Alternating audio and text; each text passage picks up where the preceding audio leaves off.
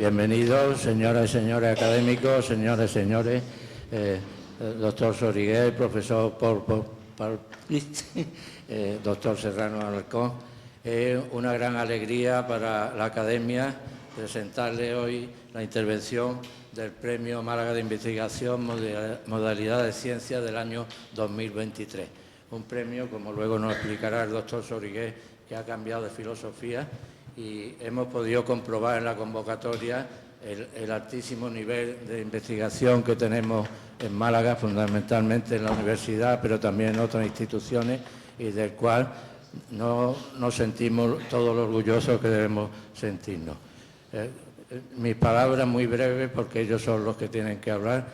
Es una alegría primero estar aquí en la Sociedad Económica de Amigos del País. El presidente, don José María Ruiz Povedano, le envía sus saludos. Está a punto de llegar, pero con los problemas de tráfico que tenemos en Málaga llegará en unos minutos. Y es una satisfacción eso, presentar una conferencia de tan alto nivel y que el coloquio lo modere el profesor Pol con su acreditado prestigio en estos temas.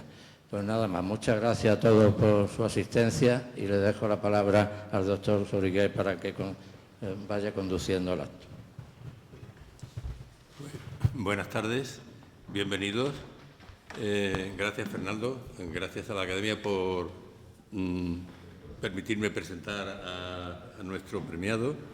La Academia tiene numerosas actividades a lo largo del año, como bien conocéis, y tanto los académicos como los que siguen las actividades de la Academia, pero hay algunas que son especialmente solemnes, como por ejemplo la conferencia de apertura, la conferencia de clausura, también las asambleas extraordinarias con motivo de, por ejemplo, las elecciones o nuevos miembros o cambios de estatutos, como en este momento se está produciendo por obligación legal, entre otras cosas, o las presentaciones de publicaciones como el boletín, los informes, el blog, y esta también de hoy, que es la conferencia del premio anual de la Academia Malagueña de Ciencias, que este año pues ha recaído en Francisco Serrano Alarcón, que lo tengo aquí a mi derecha. La primera vez que te vi me pareciste muy joven, hoy ya me parece menos joven, pero hace unos meses me parecía jovencísimo, ¿no? Este año, como muy bien ha dicho nuestro presidente, la Academia pues, ha cambiado las bases de la convocatoria y en vez de premiar al mejor trabajo presentado, la clásica publicación en el último año, pues se ha optado por premiar una carrera investigadora en vías de consolidación con la única premisa de que tuviera menos de 40 años. Y debo decir que, no sé si luego Fernando o alguien lo añadirá, que la convocatoria pues, ha sido un éxito. No sé si inesperado, porque siempre tiene un riesgo cambiar las bases de cualquier convocatoria, pero de luego ha sido un éxito, no solo por el número, que ha habido 14 candidatos, sino que me atrevería a decir que, sobre todo, porque todos, o casi todos merecían el premio, Francisco. Lo que refuerza más el mérito de tu premio, ¿no? Pero permítanme, antes de seguir, unos breves comentarios. Todos los candidatos, como he dicho, tenían menos de 40 años, iba por la propia naturaleza de la convocatoria. Pero la mayoría, si no todos, habían estudiado su licenciatura en Málaga, en la Universidad de Málaga, y realizado estancias más o menos largas, algunas muy largas, en el extranjero.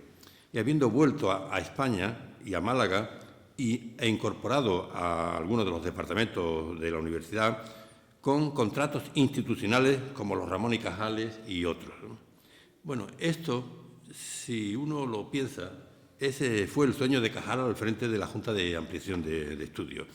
Un sueño brutalmente interrumpido por la Guerra Civil y la larga dictadura y que ahora, casi 70 años después, comienza a ser una realidad casi cotidiana, ¿no? Espero, ¿no? Yo terminé la carrera de Medicina, permítame esta autorreferencia, en el año 69 y no puedo olvidar la situación de la universidad y de la ciencia en aquellos años en España. Muy pocos universitarios, por ejemplo, sabían inglés entonces. De hecho, yo mismo comencé a estudiar inglés al terminar la carrera y he seguido dando clases de inglés toda mi vida, hasta mi jubilación. Ese es lo único que creo que me he jubilado, sin conseguir progresar demasiado.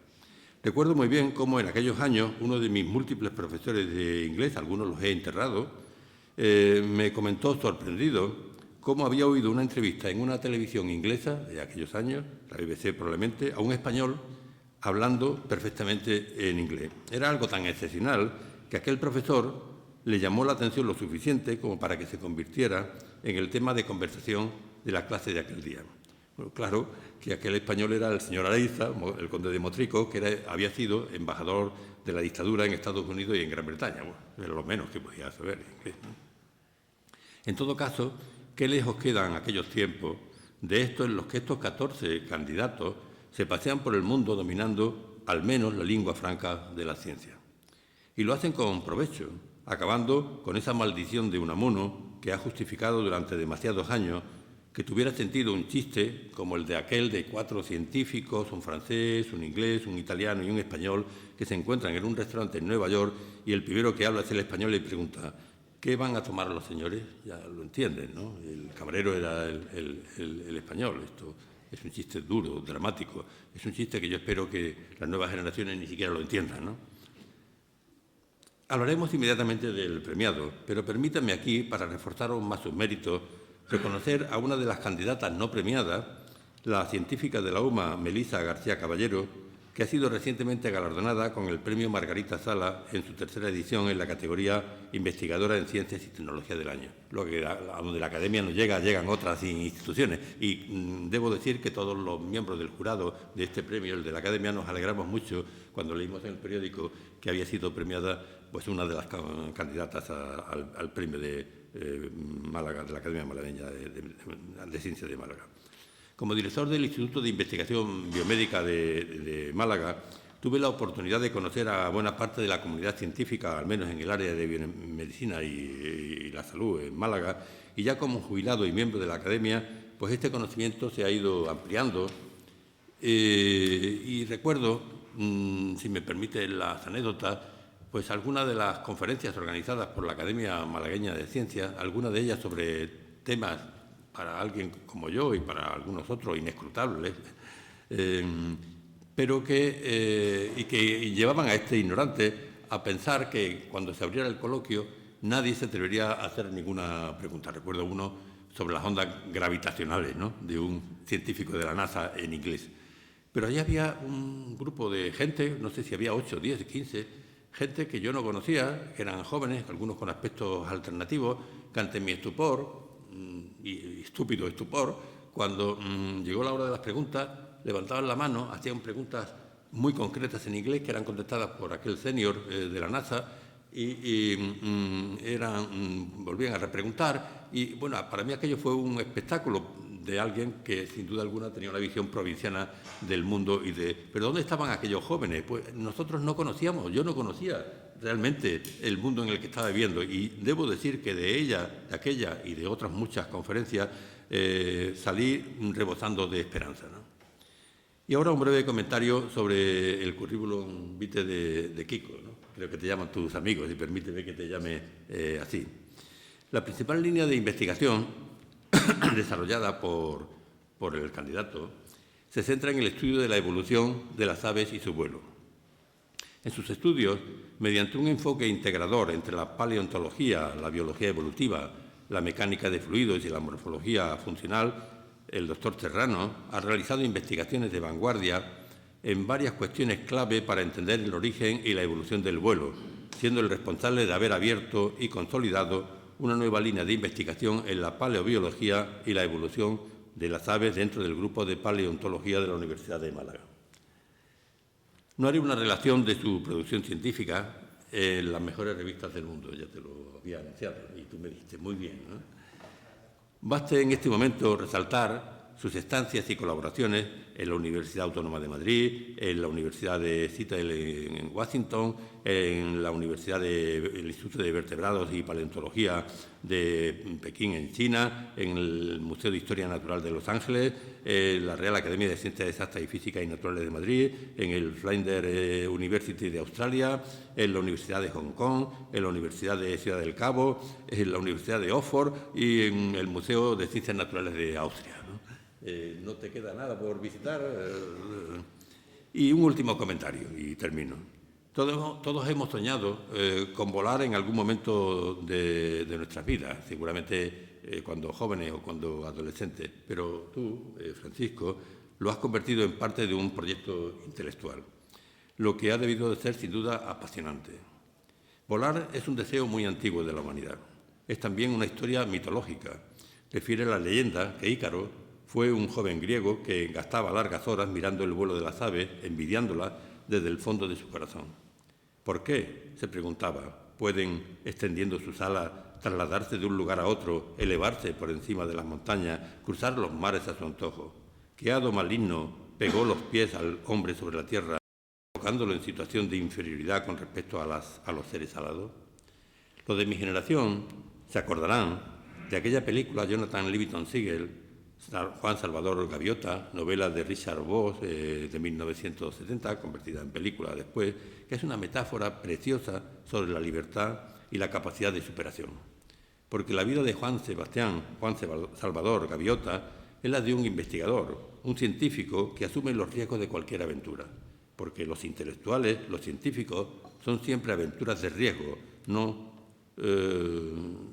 son científicas, ¿no? Y que se aprende generalmente por ensayo y error.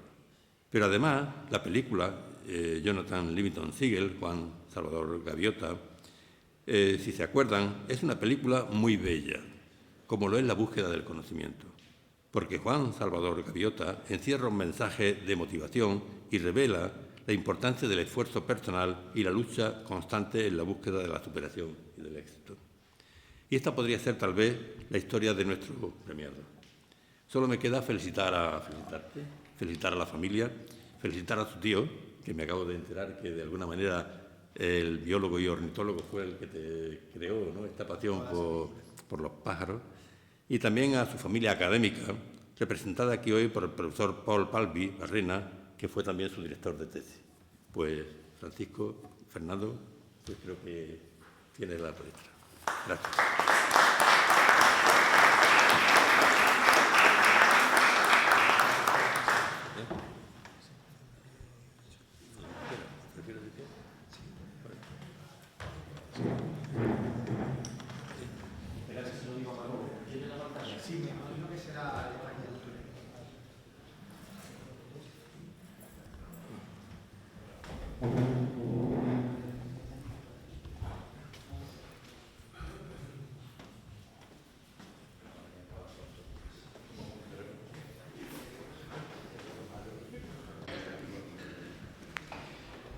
Bueno, ¿se me escucha? Sí, ¿no? Bueno, pues en primer lugar, no me gusta dar las charlas sentado, me gusta estar moviéndome. Bueno, en primer lugar, dar las gracias nuevamente a la Academia Malagueña de Ciencias por el premio. Ya en su momento me extendí en los agradecimientos y, bueno, pues vuelvo a hacerlo. Y gracias también por darme la oportunidad de presentar en este foro lo que ha sido y sigue siendo mi línea de investigación. Durante los últimos, yo creo que van para 14 años. Bueno, voy a hablar del origen y evolución del vuelo de las aves. Se me olvidaba, quiero agradecer las palabras al doctor Söriger, esta presentación, y simplemente decir que al final el estar aquí, el premio y todo, es simplemente por hacer lo que me gusta. Entonces, lo que me gusta básicamente es estudiar esto, en las ciencias, es investigar, concretamente en el campo en el que me muevo, en las aves, en la evolución, paleontología, y el poder integrar una serie de disciplinas para intentar resolver problemas como los que les voy a presentar en esta charla. Bueno, no sé si se podrían apagar estos focos de aquí, quizás se podría ver un poco mejor. Gracias. Bueno, pues la charla la he dividido en estas 5 secciones. Una breve introducción para hablar un poco de las aves, para centrarme en lo que sería la transición entre el grupo de dinosaurios y el grupo de aves y cómo colonizan el medio aéreo. Luego me enfocaré en lo que ha sido el grueso de mis estudios, que es las aves del Mesozoico, y cómo evolucionan, cómo desarrollan la capacidad de vuelo propulsado. A continuación hablaré de la gran extinción de finales del Cretácico y qué grupos de aves sobreviven y qué hipótesis hay para esta supervivencia, bueno, pues en las que algunas de ellas estoy trabajando muy recientemente. Y por último, pues plantearé una serie de trabajos futuros de por dónde pienso que debe ir mi línea de investigación y, bueno, pues una serie de puntos que será pues una cuestión breve. Bueno, por empezar, las aves modernas conocemos actualmente más de 10.000 especies actuales, aunque según los estudios pueden variar, 11.000, pero bueno, se mueven en torno a 10.000 especies actuales. Estas 10.000 especies se distribuyen por todos los continentes y ocupan prácticamente todos los hábitats del planeta.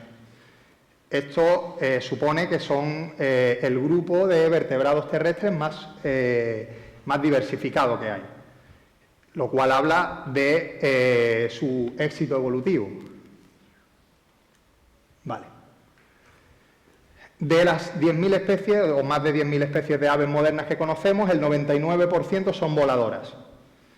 Como decía, si es un grupo que el 99% son voladoras y que ha tenido un gran éxito evolutivo dentro de los vertebrados terrestres, son el grupo con mayor especie, obviamente el vuelo propulsado ha tenido un papel fundamental en ese éxito evolutivo, ha sido clave en el éxito de este grupo. ¿Por qué? Porque el vuelo propulsado pues, le ha permitido una serie de ventajas, como llevar a cabo migraciones estacionales, huir de depredadores o bien cazar una serie de presas. Bien, vamos a situar temporalmente dónde estarían las aves. Dentro de la historia del planeta. Bien, en primer lugar podemos encontrar que las primeras evidencias de vida las tenemos en torno a hace 3.600 millones de años, lo que nos dicen los fósiles de los tapices microbianos. Luego tendríamos que en torno a unos 2.100 millones de años aparecerían los primeros organismos pluricelulares.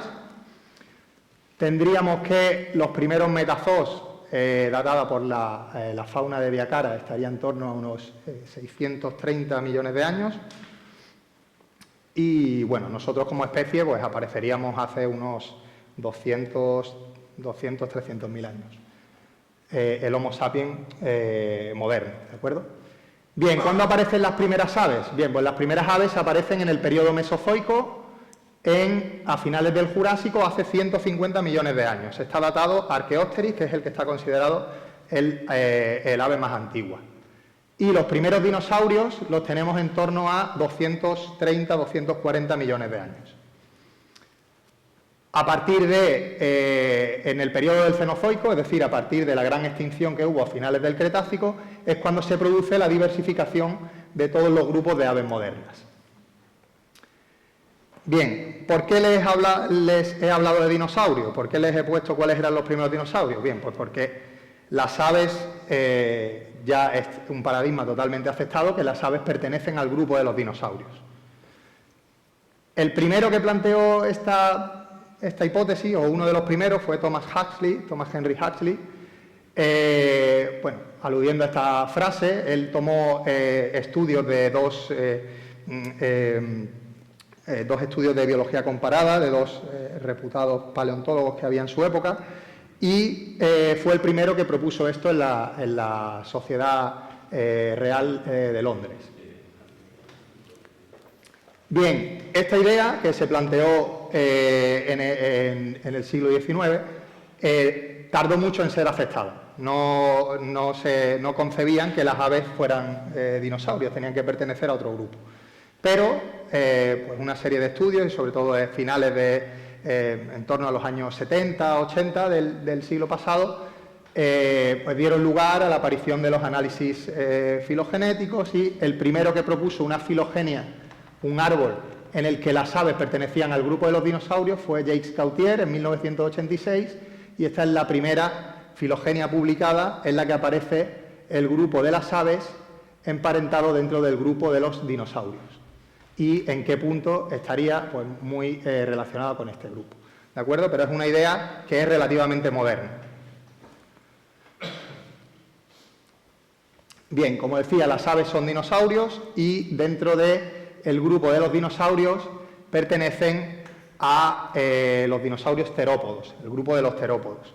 Dentro del grupo de los terópodos estarían los tetanuros, que también incluirían a los tiranosaurios, los más famosos, el grupo de los manirraptores, el grupo de penarraptora, el grupo de paraaves y dentro de todos ellos pues tendríamos el grupo de las aves.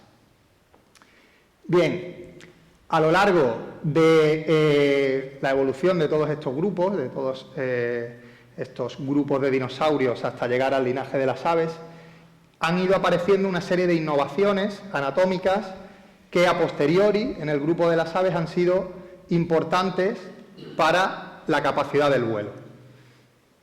Una de ellas, bueno, la aparición de las primeras plumas, que serían plumas filamentosas, aunque estas no tenían una capacidad aerodinámica, pero su aparición sí que fue importante.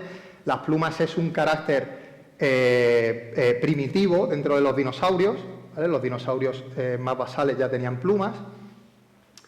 Luego, por ejemplo, un poco posteriormente se fusionan las clavículas en los dinosaurios, lo que conocemos como la fúrcula dentro de las aves, o el hueso del deseo, este que se parte y salen dos mitades. Y luego aparece también dentro de Manirraptora, aparece un elemento también muy importante que es el hueso semilunar, el carpal semilunar en la muñeca, el cual permite un movimiento de la muñeca mucho más amplio del que tenían los antecesores de este grupo. Bien, pero las innovaciones clave para el vuelo, para el desarrollo del vuelo, para la colonización del aire, aparecen dentro del grupo Penarraptora. Y este es el grupo en el que nos vamos a centrar. Dentro de este grupo, dentro de Penarraptora, aparecen los dinosaurios que sabemos, a ciencia cierta, nos dice la evidencia, que fueron capaces de dominar el medio aéreo. Entonces, estas innovaciones fundamentales es la aparición de una pluma ya pinnada, que es así que confiere cierta capacidad aerodinámica, y un poco más adelante, en el grupo para aves, estas plumas bipinnadas aparecen con el vexilo, con el borde asimétrico. Esto sí que es un carácter que indica una función aerodinámica. Si hay una pluma que tiene el borde asimétrico, la pluma típica que podemos tener todos en la cabeza, eso confiere una función aerodinámica. Además, la articulación del hombro con el húmero se dispone más dorsalmente, lo cual permite una mayor amplitud en el movimiento de lo que sería el ala o el protoala de estos organismos. Además, se observa que en esta transición hay una reducción, hay una tendencia evolutiva a reducir el tamaño, desde estos grupos de dinosaurios hacia las aves. Como veis aquí, esto es un artículo publicado en 2014, a partir de este punto, entre 180 y 160 millones de años, el tamaño corporal de los grupos de dinosaurios disminuye hasta llegar al grupo de las aves. Y además de esto, en este periodo de tiempo y en un trabajo que publicamos hace 5 años ya, parece que fue ayer, nosotros encontramos que en este periodo de tiempo, coincidiendo con esa disminución de tamaño, también había un incremento de oxígeno en la atmósfera, un incremento de la concentración de oxígeno en la atmósfera. Bien, combinando una reducción de tamaño con un incremento en el oxígeno atmosférico, que además lo testamos con 3 modelos diferentes, lo que tenemos es que aumenta la eficiencia energética para la locomoción, es decir, un animal que es más pequeño y que tiene más oxígeno disponible tiene una mayor eficiencia energética para moverse, ¿de acuerdo? Bien, dentro de este grupo Penarraptora, ¿qué nos encontramos? Pues nos encontramos una serie de fósiles que nos indican, lo que les mencionaba antes, que ya explotaban el medio aéreo, pero de muy diferentes maneras. Yo me suelo referir a este punto, a este momento, en un periodo de alta experimentación del grupo, en el que se prueban diferentes configuraciones corporales. Por ejemplo, tenemos una configuración de un planeador de 4 alas. Este famoso Microraptor, que tendría esta configuración. O Anchiornis, que es otro grupo de dinosaurios no avianos que tendrían un vuelo de planeo con 4 alas. O este grupo de dinosaurios, que son los escansopterígidos, que tendrían un ala membranosa, de tipo a los murciélagos. La configuración es totalmente diferente, puesto que sería una convergencia, pero es un ala de tipo membranosa, no es de tipo pluma, con lo cual, otro caso de experimentación, un dinosaurio bastante extraño. O bien este Zhenjuanlong o este de aquí, que es Caudipteryx, que son dinosaurios que habrían tenido una capacidad de mover, de aletear, de tener, digamos, cierta superficie en sus extremidades anteriores para generar cierto beneficio aerodinámico. No estamos hablando de vuelo, pero sí vamos a verlo visualmente y será más fácil. Lo que les decía, por ejemplo, de Microraptor y Anchiornis, un modelo de planeador de 4 alas. Pues esto sería una reconstrucción que hizo hace unos años la BBC, en el cual pues tendríamos que ese tipo de dinosaurios podrían explotar el nicho aéreo de esta manera. Un vuelo de planeo, de árbol en árbol, persiguiendo en este caso pues a un lagartito también planeador, con la cola así. Bueno, el fósil está, de hecho hay varios ejemplares y el fósil, yo he tenido la suerte de estudiarlo directamente y se ven perfectamente las plumas de las extremidades anteriores, las extremidades posteriores, las plumas de la cola, etcétera. Y en Anchiornis igual, ¿no? Esto pues es evidencia que nos da el registro fósil.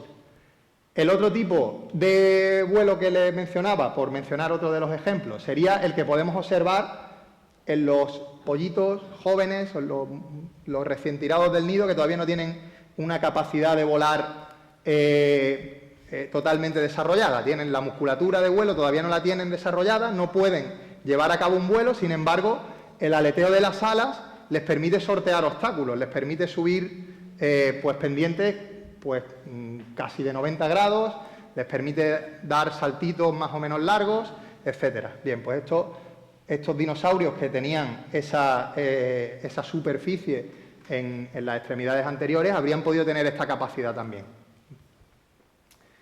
Bien, pero ¿habrían sido capaces estos dinosaurios de llevar a cabo un vuelo propulsado? O sea, un vuelo como el que llevan a cabo las aves actualmente, o un ave voladora actualmente, ¿no? Como podemos verlo.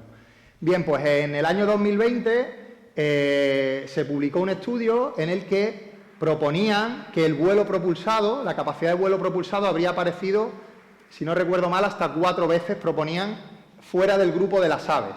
En los dinosaurios Penarrastora, en otros 4 grupos habría aparecido el vuelo propulsado. Bien, este estudio estaba basado en 2 estimaciones. Por un lado, la sustentación específica y por otro lado, en la carga alar. Bien, la sustentación específica es un valor que es muy dependiente de las estimaciones que se hacen y de las asunciones que se hacen, perdón. Y la carga alar básicamente es el peso que soporta el animal con la superficie de ala. Es el peso partido del área de la superficie. Bien, la carga alar es un parámetro que es muy útil desde el punto de vista aerodinámico para estudiar ciertos aspectos del vuelo, pero del vuelo estático, digamos, del vuelo con ala fija. Es decir, es un buen estimador del vuelo de planeo, pero no indica nada de la capacidad del vuelo aleteado o del vuelo propulsado. Bien, nosotros reanalizamos este estudio, las estimaciones que habían hecho y publicamos una réplica al año siguiente a este estudio porque no encontrábamos evidencia de que hubieran aparecido el vuelo propulsado fuera de las aves en ningún grupo, tal y como proponía este equipo. Y como pueden ver en esta gráfica, la carga alar, que es lo que les mencionaba, que es en lo que se basaba este estudio, ellos se basaban en que hay un umbral de carga alar que si se está por debajo de ese umbral habrían sido capaces de tener un vuelo propulsado y, sin embargo, observamos que todos los animales actuales que son planeadores, ardillas, peces, ranas, lagartos, están debajo de ese umbral de carga alar y no por ello tienen un vuelo activo, sino que es un vuelo planeado. Por tanto, nosotros publicamos que no había evidencia para el vuelo propulsado fuera de las aves, no porque creamos que no la hay, sino porque actualmente no tenemos evidencia. Igual mañana aparece un fósil que hacemos un estudio y nos indica que sí, pero en principio no la encontramos, ¿de acuerdo? Bien, donde sí que aparece ya el vuelo propulsado sería en el clado de las aves. A partir de aquí tendríamos los Penarrastora, los grupos que hemos estado viendo de alta experimentación, y aquí tendríamos el grupo de las aves. El ave más basal, como decía, Archaeopteris, se está viendo, o estamos en ello, si habría tenido un vuelo propulsado de mayor o menor duración, pero en principio, ahora hablaré de él, parece que sería de corta duración. Bien, y esto, digamos, es en lo que ha sido el grueso de mi trabajo durante tiempo, que es ver cómo evolucionó el vuelo propulsado en las aves mesozoicas. Bien, en primer lugar, lo que quiero mostrarles es qué tipos de vuelo propulsado hay. Bien, tipos de vuelo hay muchísimos, pues las aves son muy numerosas, hay muchos tipos de vuelo, pero digamos que si intentáramos agrupar en 3 grandes cajones, pues podríamos meterlos en estos 3. Tendríamos, en primer lugar, podríamos hablar de un vuelo de aleteo breve, típico de las gallináceas, los faisanes, pavos, etcétera, que son vuelos de corta duración, de corta distancia, pero muy explosivos.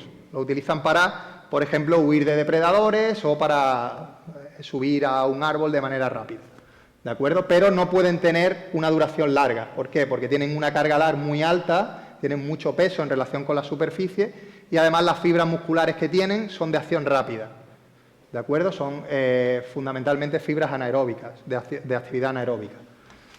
Bien, luego tendríamos pues, el vuelo de aleteo sostenido, que esto ya pues, sería cualquier ave que es capaz de volar con un aleteo continuo y hacer migraciones largas. No sé, me viene a la mente, por ejemplo, hay una especie de correlimos que es capaz de cruzarse América de norte a sur en sus migraciones, pues con ese tipo, ¿no?, de aleteo. Es una manera de desplazarse muy eficiente en la que fundamentalmente toda la actividad del aleteo es una actividad aeróbica de los músculos. Y por último, pues tendríamos lo que sería un vuelo en el que predomina el planeo. De este también hay varios tipos, pero podríamos englobarlos todos ahí, ¿no?, en el que la actividad del aleteo pues, se reduce a pocos periodos. Fundamentalmente pueden aprovechar, en este caso los buitres, pueden aprovechar las corrientes térmicas. Están mucho tiempo planeando. Bien, tanto el aleteo sostenido como el vuelo de planeo le proporcionan a las aves la capacidad de llevar a cabo un vuelo prolongado, de larga duración, de larga distancia, etcétera. Bien, a la pregunta ¿cómo evolucionó el vuelo propulsado? Bueno, pues vamos a ver una serie de innovaciones que aparecen en el grupo de las aves y que son importantes para, digamos, la capacidad de vuelo que van adquiriendo las aves. Un paso muy importante que ocurre, una primera innovación que ocurre, sería dentro del grupo de las aves, en el nodo que se conoce como Pygostylia, y se conoce así por el nombre de este hueso que se llama pigostilo. En este punto, las aves reducen totalmente la cola, pierden gran cantidad de vértebras caudales y además las últimas vértebras caudales las fusionan formando esta estructura que es el pigostilo. Bien, pues esto se produce aquí, en el clado Pygostylia.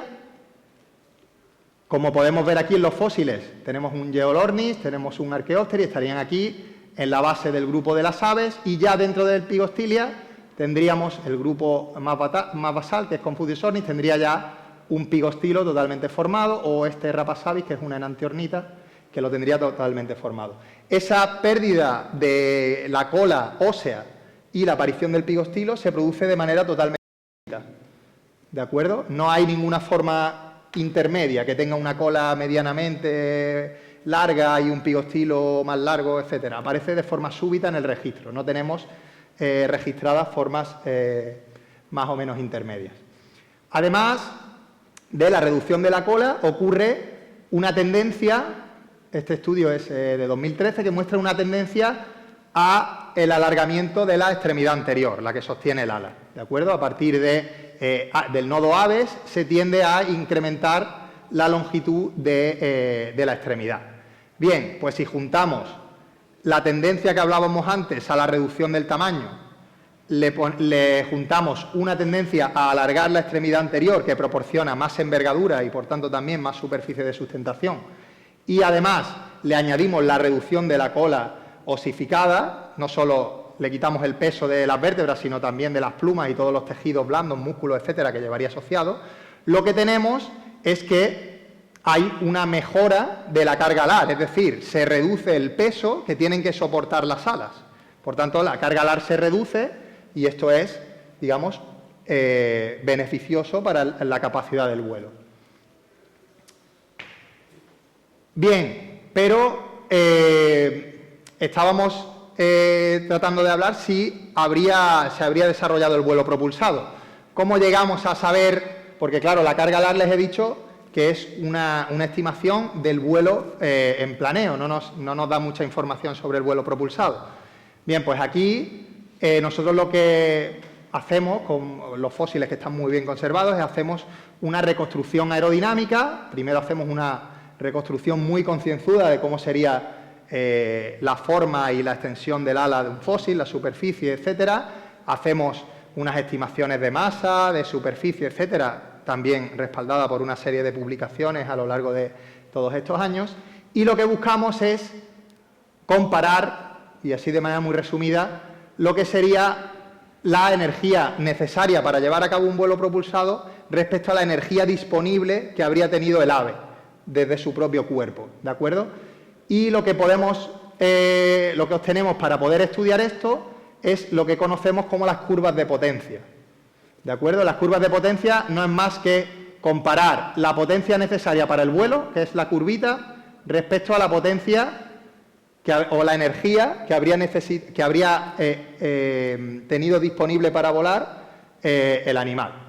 Bien, si la curva cae debajo, es decir, si la energía necesaria cae debajo de la energía disponible, entonces el vuelo aleteado es eficiente y, por tanto, habrían tenido la capacidad de llevarlo a cabo. Si, por el contrario, cae por encima, el vuelo no habría sido eficiente y, por tanto, no habrían tenido esa capacidad. Bien, pues, bajo este tipo de análisis, pudimos reconstruir el vuelo de dos aves, las dos aves más basales dentro del grupo Pygostylia, el que les decía dónde se había reducido la cola, se alargaba, etcétera. Bien, Confucius ornis y Sapeornis. El de Confucius ornis, por cierto, es un artículo que salió publicado en diciembre, lo tenemos muy reciente. Bien, en estas curvas de potencia de las que yo les hablaba, para estas dos especies, las curvas, y utilizamos varios modelos con rangos de error, etcétera, las curvas muestran que ninguna de las dos especies habría tenido la capacidad de llevar a cabo un vuelo propulsado de manera sostenida. ¿Eso quiere decir que no volaban? No, porque la carga alar nos dice que sí tenían esa capacidad y además hemos podido reconstruir el patrón de planeo comparándolo con planeadoras modernas. Estas dos gráficas de aquí, esta y esta, son patrones de planeo que lo que hacen es comparar la velocidad a la que cae un planeador respecto a la velocidad con la que avanza. ¿De acuerdo? De esta forma pudimos observar que esta especie de aquí, Sapeornis, tenía un patrón de planeo similar al que tienen las aves modernas tipo buitre, tipo cigüeñas, que aprovechan las corrientes térmicas para ascender. Y que Confucius ornis habría tenido también un comportamiento similar, pero no con esa capacidad de tomar las térmicas, pero sí con una alta capacidad de planeo y de combinar planeo y aleteo, ¿de acuerdo? Entonces serían dos especies que habrían tenido un vuelo más planeado que aleteado. Bien, dentro del grupo de las aves y ya dentro del grupo de los Pygostylia ocurre otra serie de innovaciones clave en el grupo de los ornitotoraces. Básicamente ocurre una reconfiguración de toda la estructura del hombro y de la musculatura asociada y además un incremento de la musculatura en la zona pectoral, que son los músculos responsables del vuelo, del movimiento de las alas. Entonces, en el registro fósil observamos que en aves más basales el tamaño del esternón, que es el hueso que sostiene los músculos de vuelo, es más pequeño en relación con el tamaño total del cuerpo. En en un individuo más derivado tendríamos un tamaño de esternón más grande relativo al cuerpo, y en un grupo más derivado todavía, más cercano a las aves, como este Gysianornis, se observa ya la aparición de una quilla bien formada, ¿de acuerdo?, en el esternón, lo que muestra que la musculatura de vuelo se va desarrollando en los diferentes grupos conforme se aproxima al grupo de las aves. Además, como les decía, ocurre una reconfiguración del hombro en la que los huesos que forman el hombro se disponen de manera que forman esta estructura de polea que ven aquí. Esta estructura de polea es una innovación clave en el vuelo y en el aleteo de las aves, porque permite que la musculatura que está insertada en la parte del pecho, en la pechuga, que es la más, digamos, la más pesada, la que más pesa en las aves, permita también levantar el ala. Es decir, la musculatura que está hasta este grupo, el levantamiento del ala se hacía con los músculos deltoides, se hacía desde la parte de arriba, desde la parte dorsal del húmero. Pero a partir de aquí, ese levantamiento de ala también se produce con la musculatura que está en los pectorales, concretamente con los músculos supracoracoideos, que son estos que van por aquí y levantan esto a modo de polea. Esa innovación clave aparece en el grupo de ornitotoraces. Coincidiendo con estas innovaciones y volviendo a hacer un análisis aerodinámico y unas estimaciones aerodinámicas de un grupo ya más derivado, conocido como las enantiornitas, que son el grupo más abundante en el Cretácico, y concretamente con estas dos enantiornitas, que son dos especies españolas, son del yacimiento de las Ollas en la Sierra de Cuenca y están expuestos en el Museo Paleontológico de Cuenca. Son Concornis y Olulabis. Bien, pues haciendo el mismo análisis que les comentaba antes, observamos que con diferentes modelos y con los rangos de error de los modelos, etcétera, para las dos especies, para Concornis y para Olulabis, en diferentes situaciones, el vuelo aleteado propulsado sí que fue posible, sí que energéticamente eran capaces de llevarlo a cabo. ¿De acuerdo? Por tanto, sí que podemos afirmar que en las enantiornitas, ya en este grupo, aparece el vuelo aleteado sostenido y estamos hablando del Cretácico inferior, hace en torno a 127, 125 millones de años, que es cuando están datados estos fósiles. Habrían tenido eso, la capacidad ya de un vuelo de aleteo sostenido. Bien, entonces, ¿cómo habría evolucionado el vuelo dentro ya de las aves? Pues bien, con estas innovaciones anatómicas y con los análisis aerodinámicos que nosotros hemos visto, con ese ratio, esa comparación entre energía disponible y energía necesaria para llevar a cabo el vuelo, ese ratio lo hicimos, lo ploteamos en una reconstrucción de nodos, de estados ancestrales dentro de una filogenia, y observamos que la capacidad del vuelo aleteado sostenido se iba incrementando conforme nos acercábamos al grupo de las aves modernas, ¿de acuerdo? Aquí no tendríamos una capacidad de vuelo sostenido y aquí se habría incrementando con el color azul más oscuro. Por tanto, lo que proponemos, y esto es un trabajo que tenemos en proceso está ya prácticamente terminado, lo que tenemos es que la obtención del vuelo propulsado se habría producido por una transición entre tres estadios. En primer lugar, un estadio en el que las aves habrían sido capaces de un vuelo relativamente corto, tipo el que veíamos de gallina, ¿de acuerdo? Estaría el grupo de Archaeopteryx, de Geolornis, tendrían esta capacidad, incluso algunos de los dinosaurios no avianos más emparentados con las aves, como vimos antes.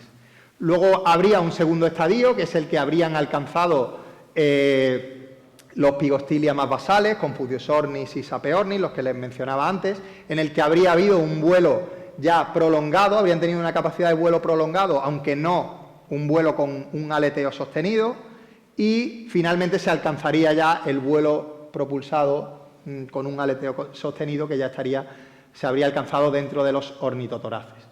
¿De acuerdo?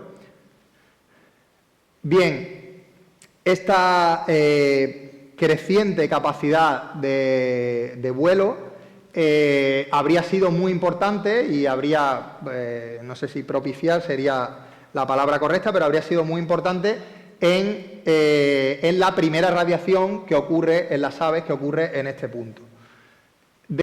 Cerca de 200 especies que se conocen de aves del Cretácico, yo diría que el 95% son del clado de Pygostylia, y la inmensa mayoría que conocemos dentro de Pygostylia pertenecen al grupo de los ornitotoraces.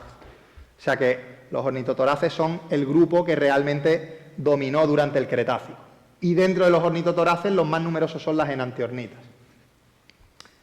Bien, este grupo ya se produce esta primera radiación adaptativa entre finales del Jurásico, principios del Cretácico, y ya esta radiación,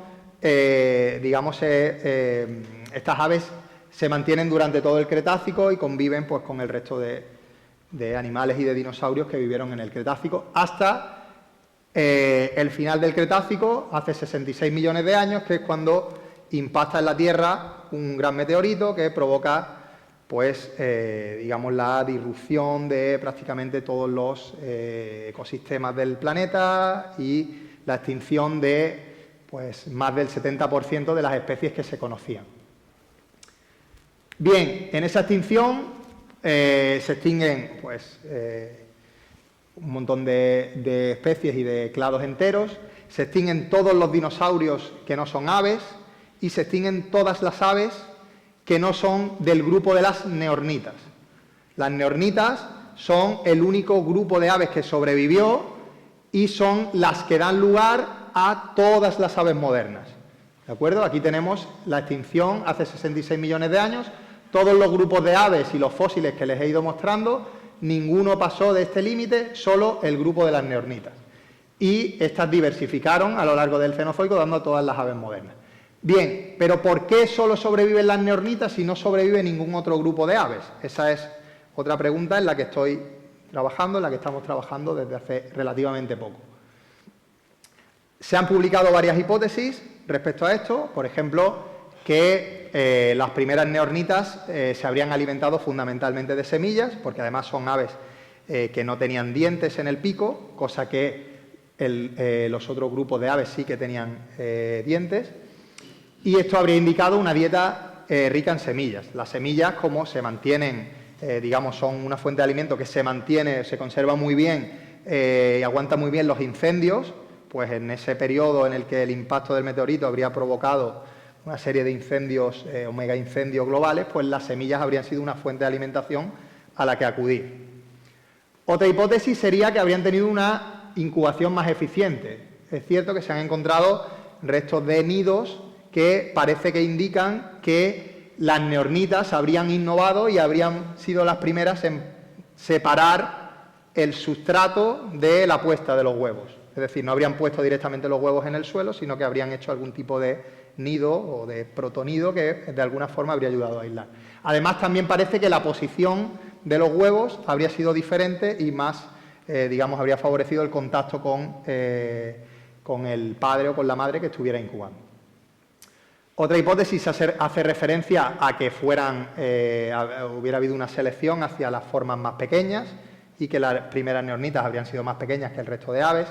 Esta hipótesis no se sustenta mucho realmente en el registro fósil, pero bueno, se propuso y además está publicado en Systematic Biology, nada menos.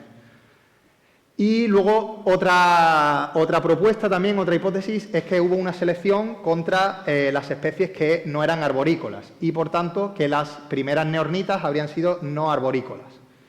Esta hipótesis lo que hace es, intentar explicar por qué se extingue el grupo de las enantiornitas, que era el más abundante en el Cretácico y que eran fundamentalmente arborícolas. Pero tiene una serie de problemas también.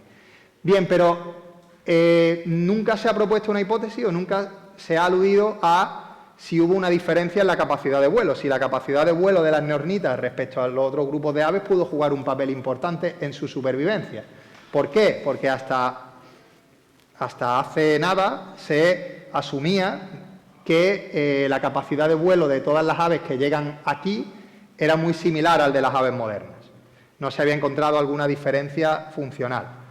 Entonces, Ya les digo que esto es en lo que estamos trabajando relativamente desde hace poco, y sí que hemos encontrado dos diferencias morfológicas que son fundamentales y que indican que habrían tenido una mayor capacidad de vuelo. Por un lado, hay una modificación de la región proximal del húmero, en la que, si se fijan, esto es un morfoespacio, es un gráfico que indica la morfología de la parte proximal del húmero. Toda esta nube que hay abajo serían las formas de neornitas, de aves modernas, y las formas que están aquí arriba serían las formas de aves no neornitas y que, por tanto, las que habrían llegado a finales del Cretácico.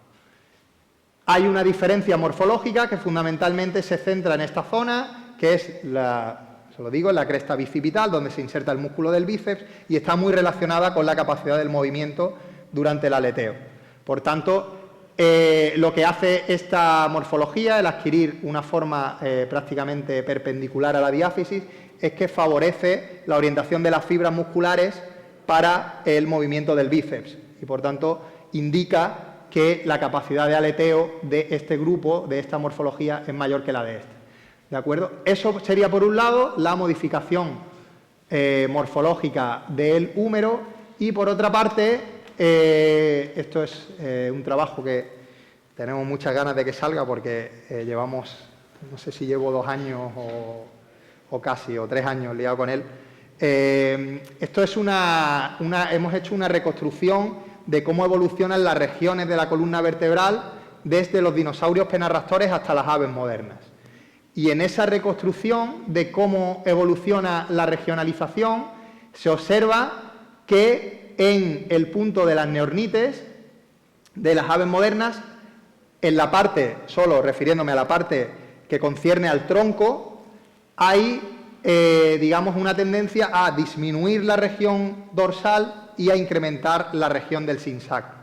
La región del sinsacro, el sinsacro es una estructura que tienen las aves que está totalmente fusionada, por tanto es una estructura muy rígida, y entonces al incrementar la región de la zona más rígida y disminuir la que es móvil, la zona dorsal, lo que están haciendo es incrementar la rigidez del tronco. Y eso está muy relacionado con el soporte del peso, de la masa corporal, en el centro de gravedad durante el vuelo. Por tanto, esta reconfiguración y esta, digamos, compactación del tronco, que podríamos llamar, ocurre solo en neornitas y en ningún otro grupo, lo que indica que la capacidad tanto para soportar el peso en el centro de gravedad del cuerpo como para soportar el estrés generado durante el aleteo habría sido, en este caso, superior.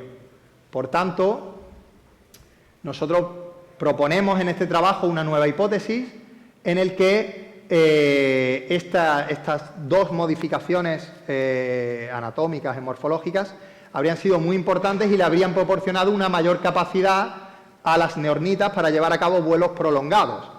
Esa capacidad de vuelos prolongados en un momento o unos miles o cientos y miles de años después del impacto del meteorito les habría permitido huir de aquellas zonas desfavorables, de las zonas de incendios, de masas de agua acidificadas, de buscar, digamos, tener una mayor capacidad para buscar alimento, incluso una mayor capacidad para volver a las zonas que se iban recuperando. Por tanto, eso podría haber sido un factor bastante importante. Bien, y a partir de la extinción del Cretácico, la supervivencia de las neornitas, como les comenté antes, las neornitas tienen su la segunda radiación de las aves ocurre dentro de neornitas y ocurre a principios del Cenozoico, lo que sería en los primeros, pues si la extinción ocurre en el 66, cae el meteorito, 66 millones de años, en torno a los 50 millones de años, en ese periodo de tiempo aparecen los grandes clados de neornitas. Todos los órdenes que conocemos actualmente de neornitas ya están presentes en este periodo. O sea que ocurre una diversificación muy rápida después del impacto del meteorito. ¿A qué se debe esta diversificación tan rápida de las aves neornitas después del impacto? Pues por un lado, que aquí se extinguen los pterosaurios, y por otro lado, que los primeros murciélagos no aparecen hasta en torno a 48 millones de años, si no recuerdo mal el dato, los primeros murciélagos, con lo cual el nicho aéreo estaba totalmente disponible para que las aves lo pudieran explotar y ocupar pues, prácticamente todos los hábitats como lo ocupan actualmente. Y al final, pues esa diversificación ocurre a principios del Cenozoico y se mantiene. Al final llegamos a la gran diversidad de aves que tenemos actualmente.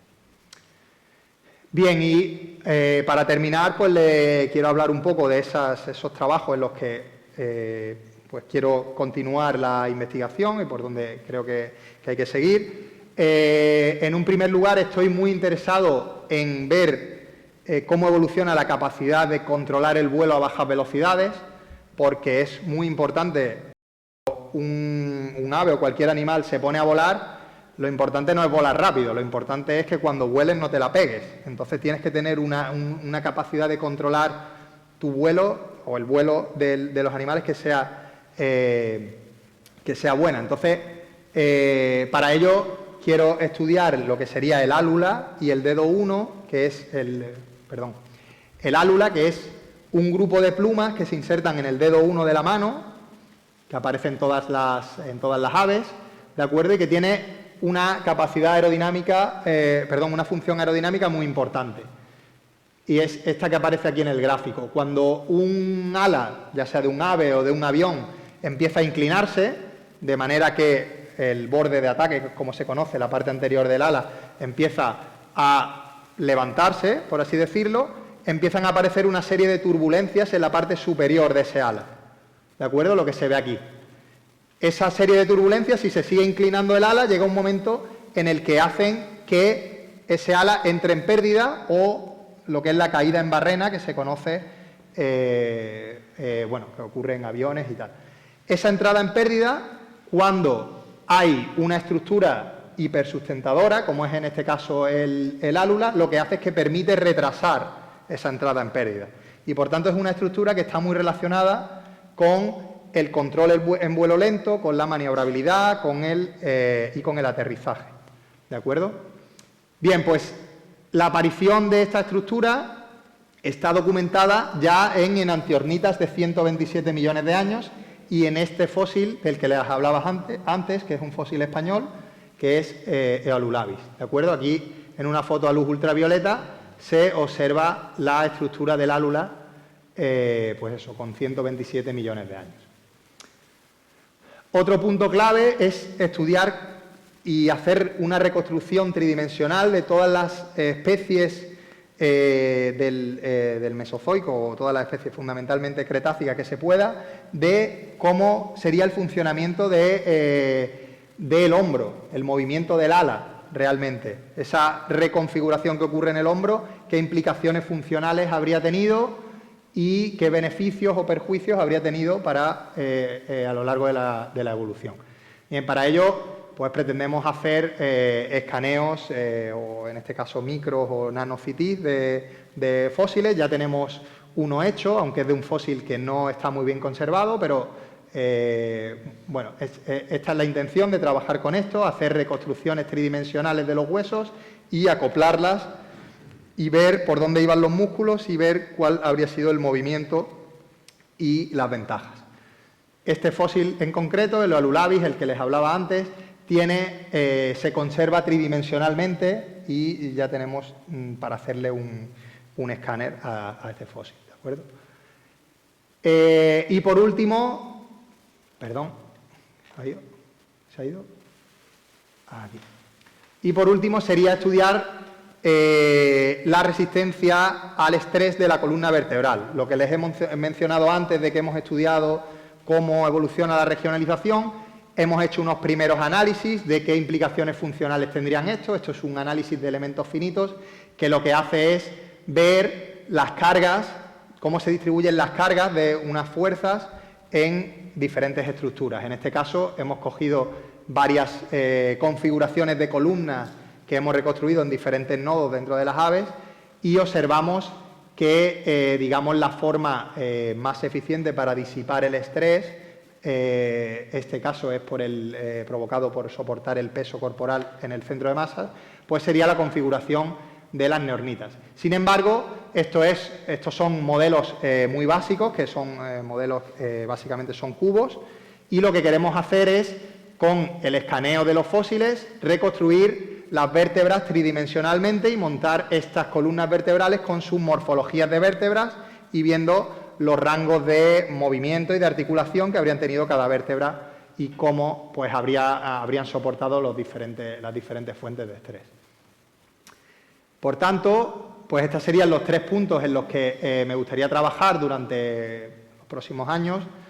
Cada uno de estos puntos, estudiar la disparidad morfológica, la función y la dinámica evolutiva dentro del grupo de las aves, fundamentalmente más de las aves basales de las aves del Cretácico y también de las del principio del Cenozoico, y para ello pues he tenido la suerte de que recientemente me han concedido un proyecto, el cual empezará a ejecutarse el 1 de abril y en el que abordaré o intentaré abordar todos estos temas.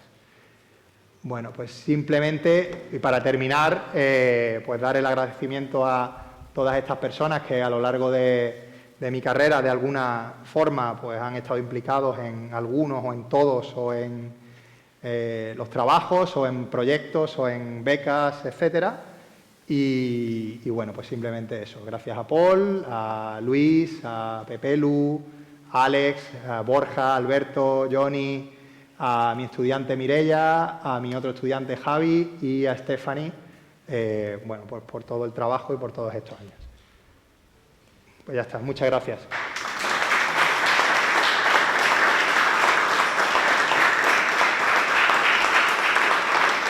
Gracias, la verdad es que llevo muchos años oyendo charlas, conferencias del doctor Serrano Alarcón, de Kiko, y no solo no deja de sorprenderme sus capacidades positivas, sus capacidades de síntesis, su ambición legítima intelectual, es una persona tremendamente ambiciosa en sus planteamientos científicos, sino que sigo aprendiendo por más que lo oigo. Hay cosas que me doy cuenta, no, esto yo no lo controlaba, ahora lo entiendo un poco mejor.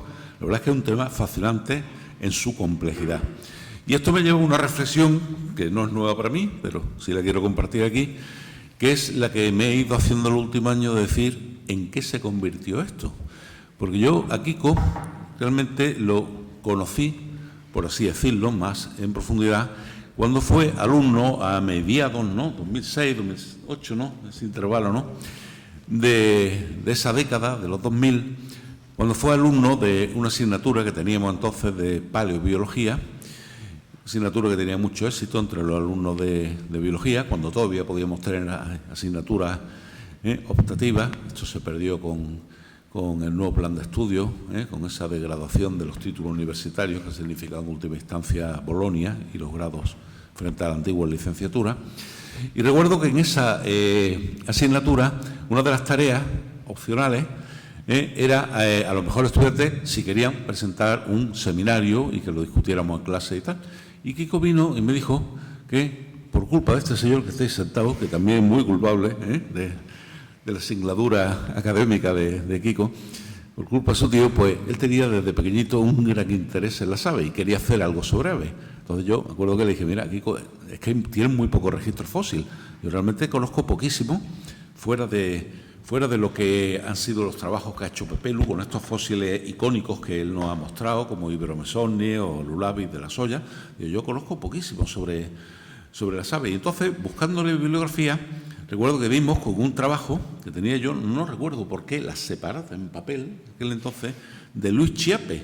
¿Quién no iba a decir que Luis Chiappe, precisamente, iba a ser el que desembarse directamente provincial, al darle yo la separata, el gusanillo de esta inquietud académica por la evolución de las aves tempranas a Kiko? Bueno, a partir de eso ya todo es historia. Tuvimos la suerte de un proyecto del Ministerio, de tener una beca. Esa beca, en principio, el proyecto iba destinado a otras cosas, a estudios de fauna de grandes mamíferos del Pleistoceno de la región de Orce.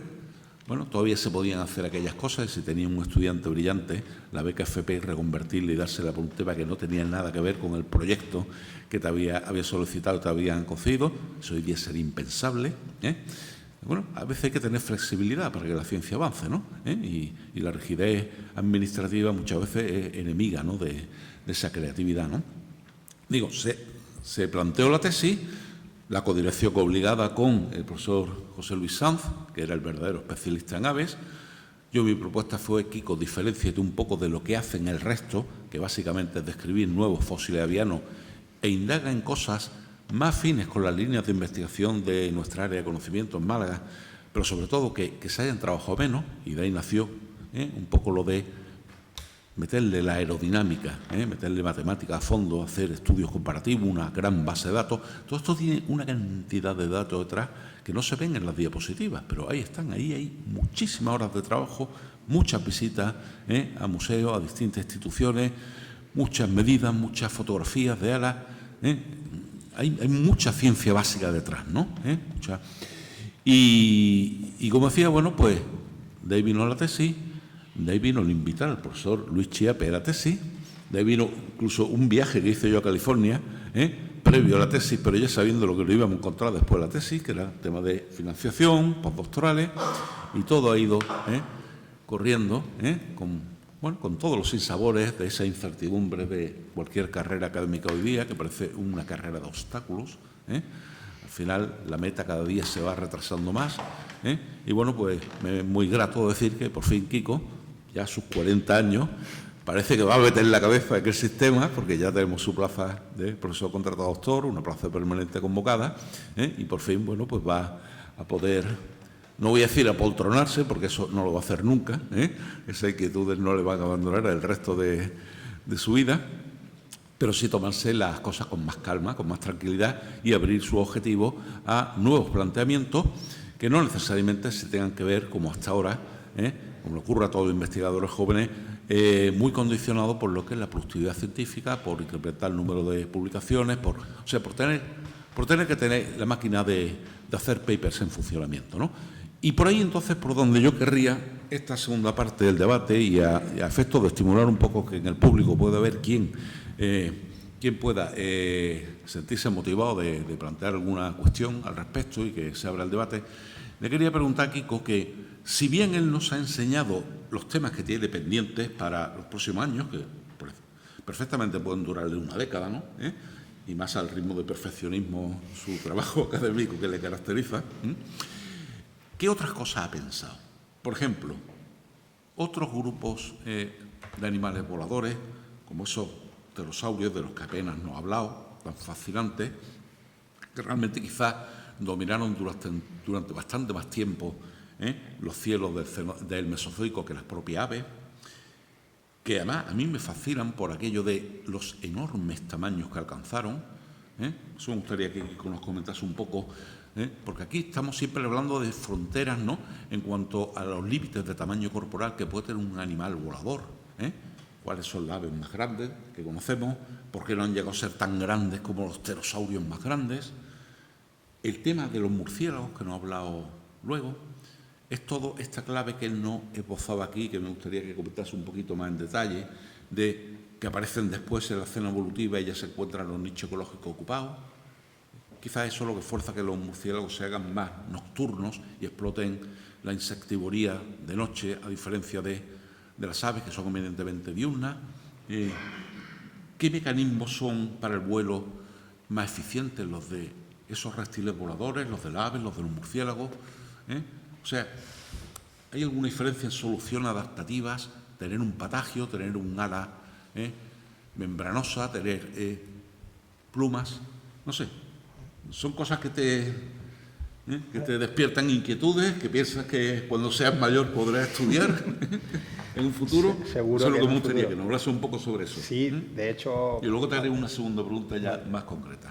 Bueno, a mí me encantaría, de hecho, esto que les he expuesto, hablando en primer lugar de los pterosaurios y luego de los murciélagos, me encantaría explorarlo haciendo estudios, porque esto es una cuestión que se observa en el registro, es decir, los pterosaurios no pasan el final del Cretácico, las aves modernas sí, y los murciélagos no aparecen hasta 48 millones de años. En ese periodo se sabe que están ya presentes todos los grandes órdenes que conocemos actualmente de las aves. Por tanto, nichos vacíos. Pero esto hace falta un estudio comparativo funcional, por ejemplo, por qué se extinguen los pterosaurios y no se extinguen las aves. Yo estoy completamente seguro que en ese caso sí que no estaría relacionado con el vuelo, porque los pterosaurios de pequeño tamaño parece que sí que tenían una capacidad de vuelo activo sin problema. Otra cosa es lo del tema del tamaño. Los pterosaurios estos inmensos de tamaño avioneta, el Quetzalcoatlus y el Pteranodon y todos estos sí que sería, yo creo que energéticamente imposible que estos bichos pudieran tener un vuelo propulsado. El coste de mover ese animal sería... Pero, sin embargo, la envergadura que tenían y ese patagio membranoso les habría permitido planear perfectamente, y yo creo que para el tipo de nicho que ocupaban, pues habrían tenido una capacidad de vuelo sin problema. Otra cosa es por qué se extinguieron. Eso simplemente despegar el vuelo debiese ser un problema para estas formas tan grandes, ¿no? Porque para que tú batas alas, si tienes más de 10, 12 metros de envergadura, necesitas estar ya a una cierta altura del suelo. Claro. No puede. De hecho, bueno, hay diferentes hipótesis, pero muchas de ellas que eran bichos que vivían cerca de acantilados y que, por tanto, se tiraban prácticamente al vacío y con las... Luego hay algunas otras reconstrucciones que no sé si... no recuerdo, creo que en el Museo de Historia Natural de Viena tienen como un vídeo de cómo habría corrido creo que es un Pteranodon, que es lo más grande después del Quetzalcoatlus, que utilizaban las alas, eran capaces de correr con las alas, es decir, plegaban lo que es la mano, tenían lo que era la punta del ala hacia arriba, y con lo otro, con los nudillos, podríamos llamarle, eran capaces de correr, y bueno, eso hay algunas reconstrucciones ahí hechas, pero bueno, no sé, yo ahí, la verdad es que ese tipo de estudios no me he metido en profundidad y no sé qué credibilidad podrían tener, ¿no? O por lo menos desde mi punto de vista. Pero que eran bichos perfectamente capaces de volar y de eso, sin ninguna duda. Otra cosa serían las cuestiones a lo mejor relacionadas con las hipótesis que se han planteado también con la supervivencia de las neornitas, que no están relacionadas con el vuelo, que muchas de ellas también tienen su sentido, esa capacidad de incubación o mejora en la incubación que no tendrían, pues a lo mejor los pterosaurios eso no lo tenían, ¿no? Pues habría ahí seguramente sería un cúmulo de factores, no solo hay un factor que es el que decide o el que selecciona al final porque se extingan unos grupos y se mantengan otros. Al final yo creo que es un armamento global, y el que tiene el mejor armamento global es el que consigue sobrevivir. Entonces, en eso es lo que yo entro y propongo, lo del tema del vuelo, que sería también un factor a tener en cuenta. ¿Tenían ya, a nivel de curiosidad personal, los pterosaurios algo parecido a unos flags, a lo que es el aluna, o no solucionaban el tema de la entrada en pérdida? Yo creo que no, porque el dedo, si no me equivoco, el que alargan los pterosaurios es el 4, el dedo 4, y luego tienen esa fotito típica de un ala de pterosaurio que tiene como los otros 3 deditos así sueltos, pero no desarrollan nada funcional ahí, entonces no podrían tener, en principio no... Pero el día que me meta con los pterosaurios, pues te diré si encuentro algo. No dejé pasar mucho tiempo. No. Muy bien, y lo último que le quería plantear, antes de ver si el respetable se anima a entrar al ruedo, es que nos hable de algo no tan distante en el tiempo como lo que ha sido el grueso de su investigación hasta ahora, indagando, sacando inferencias paleobiológicas sobre aves tan primitivas, tan basales como estas... todas estas enantiornitas, ornitotoraces, etcétera, sino en relación a aves realmente modernas, ¿no? Como, por ejemplo, el registro que él está estudiando del Pleistoceno inferior de la región de Orce, en la cuenca de Guadix-Baza. ¿Qué interés le ves tú a ese tipo de estudios y por qué piensas que hay tan poco registro fósil de aves? Una pregunta un poco doble, ¿no? Bueno, pero si nos puede dar una primicia, porque eso no está nada publicado por el momento. Bueno, ¿no? hablando en primer lugar del registro fósil de aves, está especialmente sesgado, y porque los huesos de las aves son huecos, entonces se conservan bastante peor que por ejemplo, el caso de los mamíferos, que es lo que lleva Paul estudiando tantísimos años, ¿no? Entonces, normalmente siempre hay menos fósiles de aves que de otro grupo. Luego, en las aves en las que yo trabajo, hay algunos yacimientos fósiles en los que aparecen aves muy bien conservadas, pero tenemos muy poquitas ventanas temporales donde tenemos registradas aves. Es decir, el registro fósil es discontinuo y en el de las aves mucho más, porque pues, tienen ese problema de preservación. Ahora bien, yéndonos a las aves ya más cercanas, por ejemplo, pues el tema del Pleistoceno, en los yacimientos de Ventamicena, etcétera.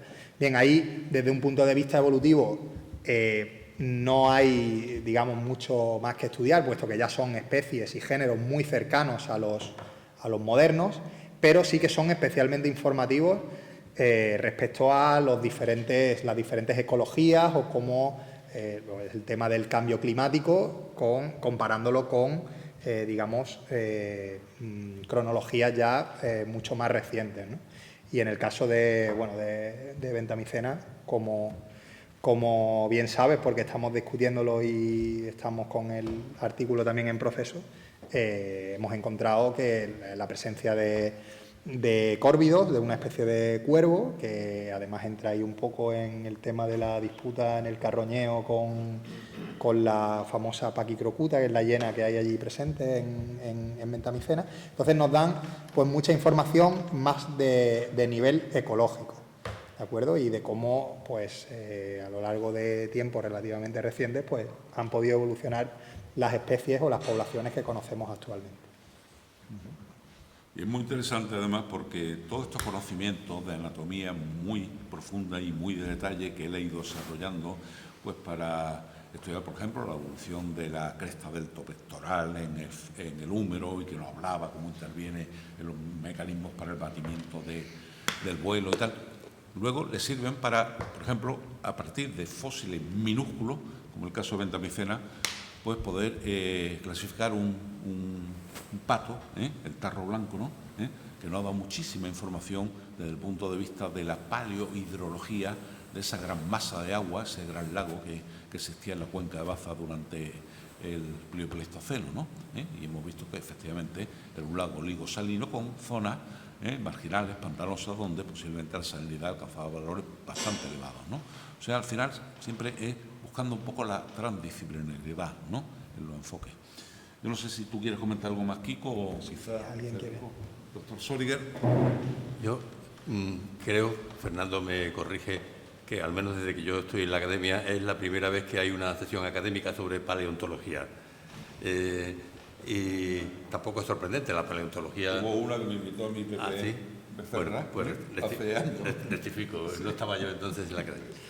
Y no es sorprendente tampoco, es una disciplina muy nueva, ¿no? La paleo, ¿no? Cuando Darwin publicó El origen de las especies, creo que no había ningún registro de humanos, ¿no? De humanos, no. Y para la mayor parte de... pero... Sí, pero no se... quiero decir en este sentido, no es que no tenga la paleontología, pero lo que... Aristóteles se escribió el año siguiente. El año siguiente del origen de la especie. Le habría venido muy bien a Darwin conocerlo. Ya ves. Eso es. Como forma transicional. Sí. Bueno, en todo caso quería hacer un elogio de la paleontología porque a pesar de que es una disciplina que no es histórica, por así decirlo, sin embargo en este momento se ha convertido en una disciplina ineludible para comprender no solo la vida o la biología en general, sino la humana en particular, que es la que en mayor parte conocemos los que no tenemos una cultura suficiente sobre el mundo de la paleontología en general, sí la paleontología humana, que es la que más nos interesa, la que más nos preocupa, o la que más cerca, o la que más se nos... Y en este sentido, pues quiero recordar con agradecimiento una visita que hice a Orce con Paul, con sus alumnos, y puedo asegurar que una zona que es geográficamente hostil, incluso, porque no es una zona que tenga árboles, que tenga verde, que tenga... pero explicada de la mano de un paleontólogo, ¿no? Se convierte en un espectáculo del pasado, ¿no? Cuando nos explicaste cómo aquel gigantesco lago en un proceso telúrico se había abierto, ¿no? Y se había vaciado, creo que fue hacia aquí, hacia el Guadalquivir, ¿no? Bueno, yo al menos me imaginé en aquel momento el espectáculo telúrico, cómo debió de ser y cómo pudo cambiar la historia. En todo caso, la paleontología creo que se ha convertido en una disciplina en este momento inevitable, ineludible, para comprender un poco mejor quiénes somos, ¿no? y por qué estamos aquí. Mi pregunta es muy torpe, ¿no? Y es que la prehistoria ha sido la mayor parte de la historia humana, ¿no? El resto, la historia solo tiene 10.000, si acaso, del Neolítico, y la domesticación de los animales quizás menos, 8.000 años seguramente. Sin embargo, desde esos pocos años, concretamente hemos domesticado las aves, ¿no? Y yo no sé si esos estudios que tú haces pueden ser replicados en el proceso de adaptación evolutiva que hemos asistido en muy poco tiempo con respecto a la domesticación de las aves. De hecho, Darwin, la mayor parte de sus intereses al principio se producían en el jardín de su casa, casi viendo cómo se producían los cambios en las especies domésticas, ¿no? No sé si eso tiene sentido, la pregunta que te he hecho. No la entiendo muy bien. Que si todo este proceso que tú has tenido que irte a los dinosaurios, ¿no? Sí. Y has tenido que visitar 80 millones de años, 40 en el caso de los murciélagos, ¿no? 48, 150 en el caso de los dinosaurios. Si no estamos asistiendo, no lo hemos reproducido o algo parecido en 8.000 años con la domesticación de las aves, ¿no? Yo me atrevería a decir que no, directa y tajantemente. Digamos, la magnitud de la escala temporal de toda la evolución solo de las aves, estamos hablando de 150 millones de años, es un proceso macroevolutivo con mayúsculas, no sé si podríamos poner. ¿No? Hemos creado especies nuevas con la domesticación. No, pero la domesticación es diferente. Aparte que hemos domesticado muy pocas especies de aves en comparación con las que realmente existen. Hay más de 10.000 especies de aves y domesticadas no sabría cuántas especies, pero no creo que lleguen a 100. Entonces, la magnitud es muy diferente, pero aparte estamos hablando de que una vez que tú domesticas un animal, pues empiezas a lo mejor a hacer hibridaciones o empiezas a hacer, pero ni mucho menos puedes, digamos, observar patrones de la magnitud, patrones evolutivos, o en este caso serían microevolutivos, porque sería una escala temporal mucho más reducida, pero creo que son, digamos, casos totalmente diferentes. Pero, sí, además los patrones resultantes de la domesticación son consistentemente similares, ¿no? Con independencia del grupo del que hablemos, ¿no? O sea, básicamente lo que se busca es la, digamos, docilidad de los animales, lo cual lleva a una selección de la tontura. Los animales más tontos son los más dóciles. Esto ya lo demostró Believ en los años 50, ¿no? Con su experimento sobre la selección de la docilidad en los zorros árticos, ¿no? Que en tan solo 12 generaciones de selección consiguió cachorritos de zorro tan juguetones, tan dóciles como los de nuestros perritos, y se produjo lo mismo que tuvo lugar a lo largo del Neolítico en el perro frente al lobo, una reducción de aproximadamente un 30% del tamaño cerebral, que curiosamente parece que es la proporción en la que se ha reducido aproximadamente en todas las especies domesticadas. Ha ocurrido en el caso de las vacas, en el caso de las ovejas, de las cabras, ha ocurrido con los gatos domésticos también, etcétera.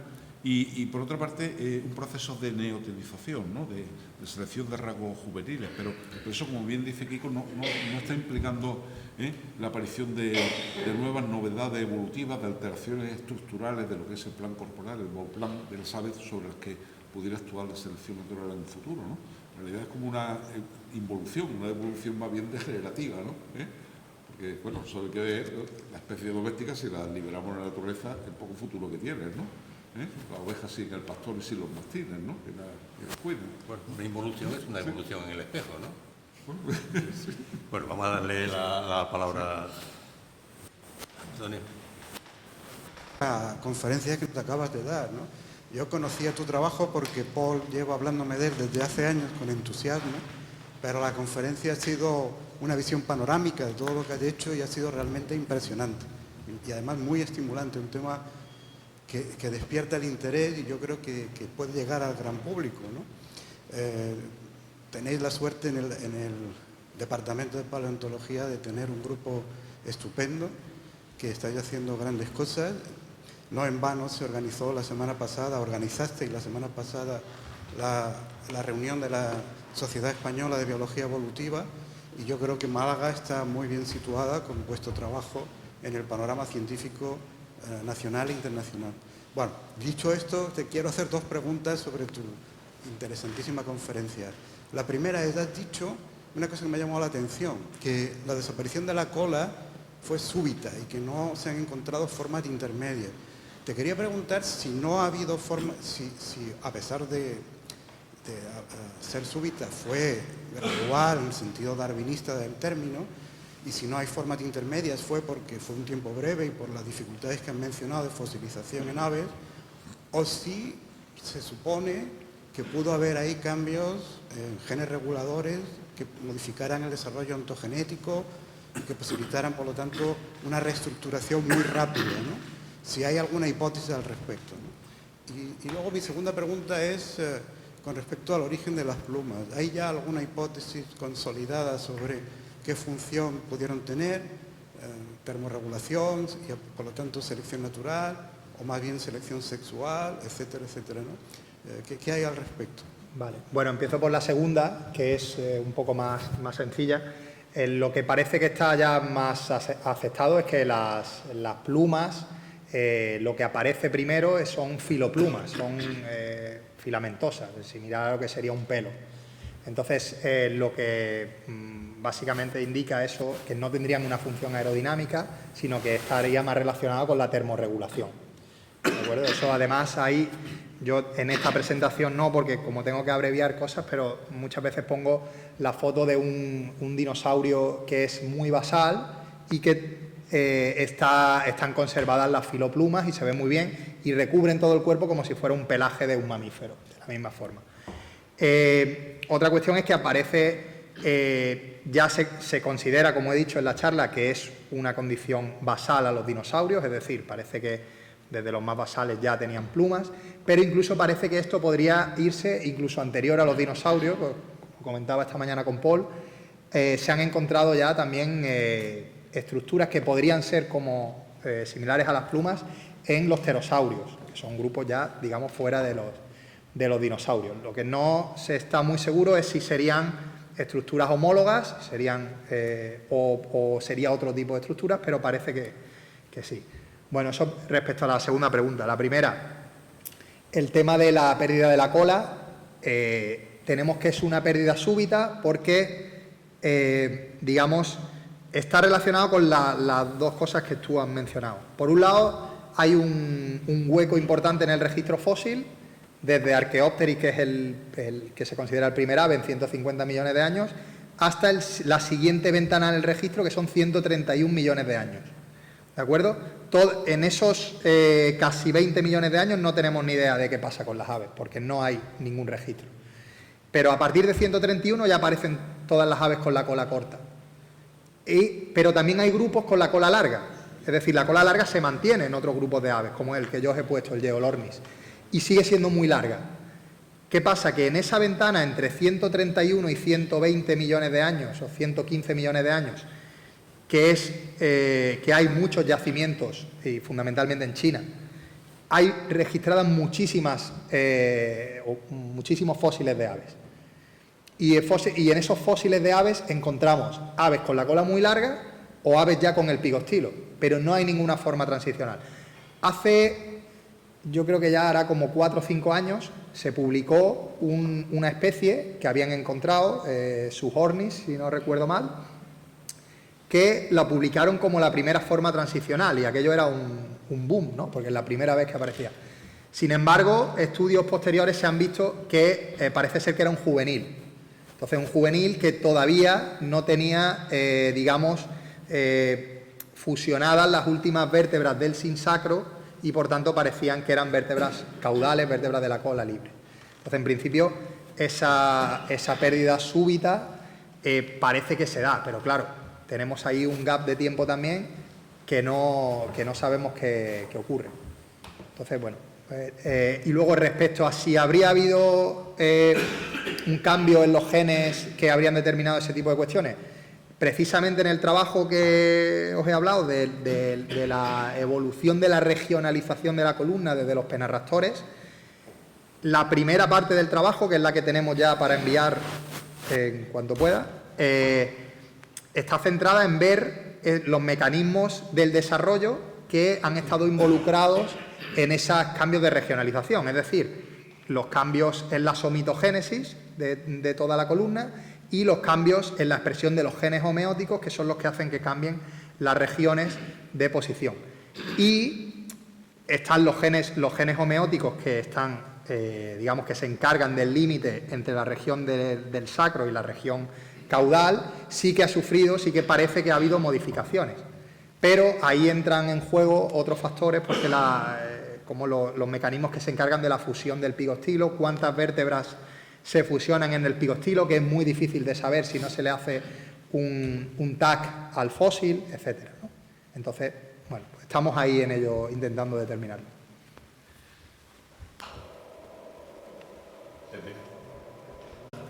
A ser posible corta, porque la hora avanza. Felicidades, Kiko, felicidades, Paul. Sois un grupo realmente interesante y un grupo heroico, porque que unos grupos de paleontología se desarrollen en una facultad de biología ha sido siempre un reto, porque cada vez que teníamos una modificación del plan de estudio había que luchar porque paleontología tuviera su cabida, ¿no? Porque a todos los demás biólogos nos parecía que todas las demás asignaturas eran mucho más importantes que la paleontología.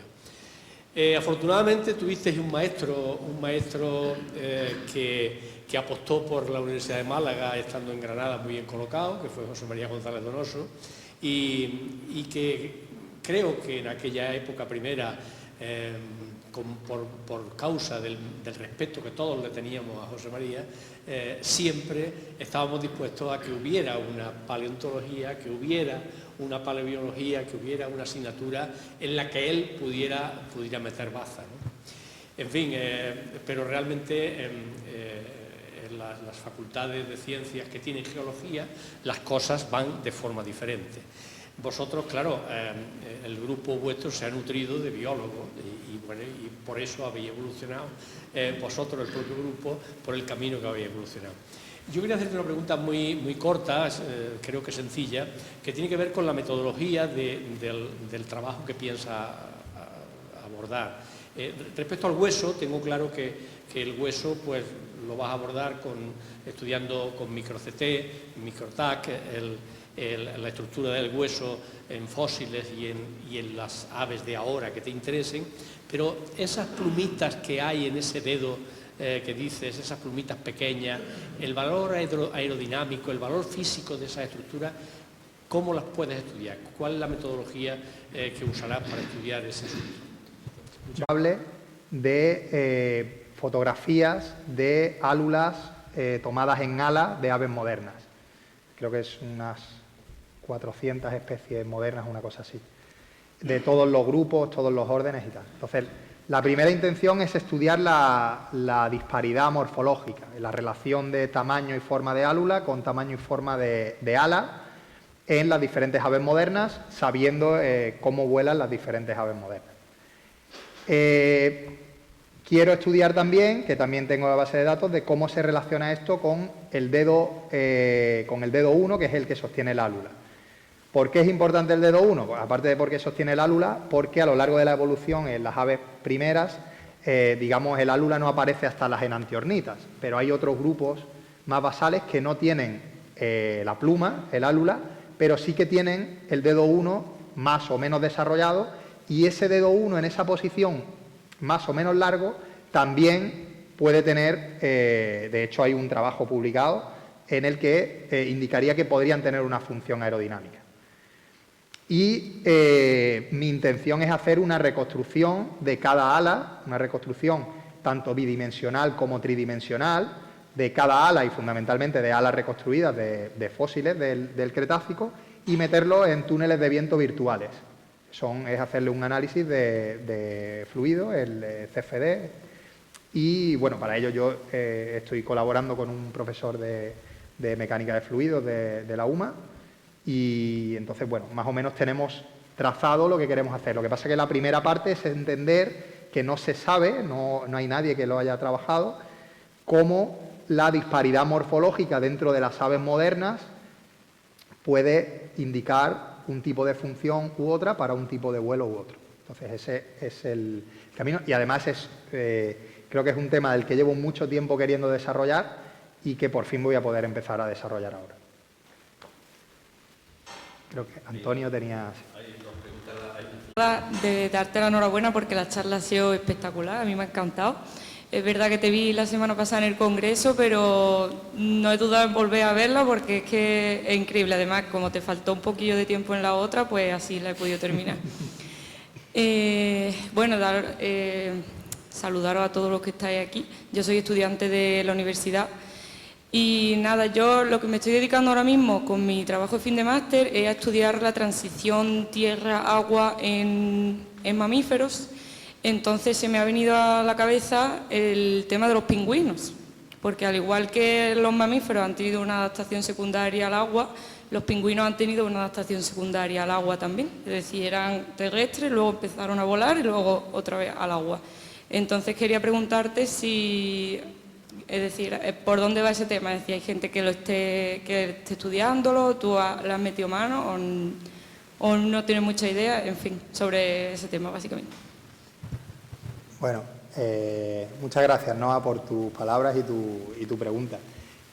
Los pingüinos son un grupo súper interesante porque son el único grupo, bueno, no el único, pero sí el único viviente que deja de volar para ponerse a bucear directamente. Yo la verdad es que no me he puesto a estudiar pingüinos porque yo los grupos de aves modernas me he centrado fundamentalmente en los grupos voladores. Entonces los pingüinos siempre lo he tenido ahí, aunque tengo en mi base de datos creo que tengo cogidas todas las especies, o casi todas las especies de pingüinos que hay. Las tengo también medidas, fotografiadas, etcétera. ¿Por qué? Porque yo, más que los pingüinos, hay un grupo que me interesa mucho, que es el grupo de las alcas, y son, podríamos llamarlo casi pingüinos voladores, porque son unos bichos que bucean con las alas, o sea, vuelan igual en el aire que en el agua prácticamente, moviendo las alas, y esto es algo pues bastante raro dentro del grupo de las aves.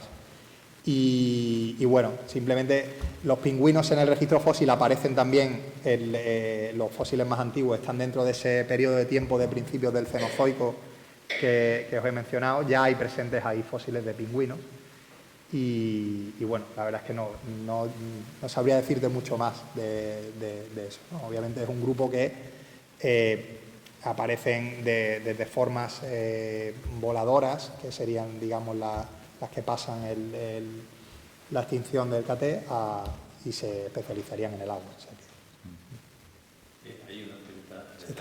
Estos vuelos prolongados de los vencejos ya hemos demostrado que el vencejo pálido que cría en Málaga pueden hacer vuelos de 11 meses de duración sin posarse en ningún sitio, un vuelo continuo, ¿no? Esta hiperadaptación, si me permite el término al vuelo, quisiera saber cómo de reciente es en el contexto evolutivo que has comentado y si tienen alguna adaptación extra para tener una adaptación tan eficiente al medio aéreo, ¿no?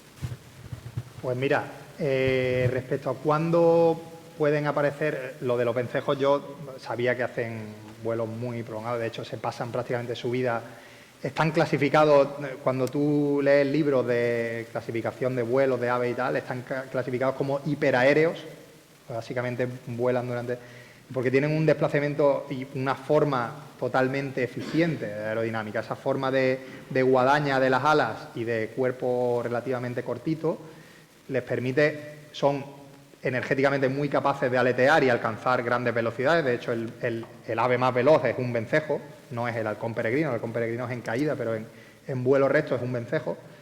Pero, sin embargo, la mayor parte del tiempo se lo pasan planeando. Entonces, el planeo es muchísimo más barato desde el punto de vista energético. Sin embargo, la aparición de este grupo no es el Mesozoico, pero sí que están ya registrados en el Eoceno, en el yacimiento de Messel.